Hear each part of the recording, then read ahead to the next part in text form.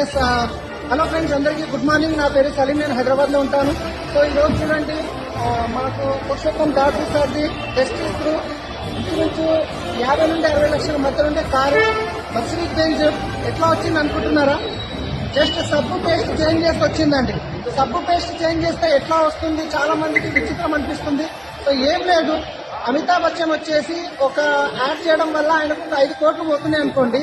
ఇక్కడ గౌతమ్ వాలి సార్ ఏం చేస్తున్నారంటే ఆ ఒక్కరికి ఇచ్చే 5 కోట్లని 500 మందికి లక్ష రూపాయలు పంచుతారు. అంతే, ఇక్కడ డిఫరెంట్ ఏం లేదు. సో సబ్బు పేస్ట్ చేంజ్ చేయడం వల్ల వాళ్ళు ఇప్పటివరకు లగ్జరీ కార్ తీసుకున్నారు.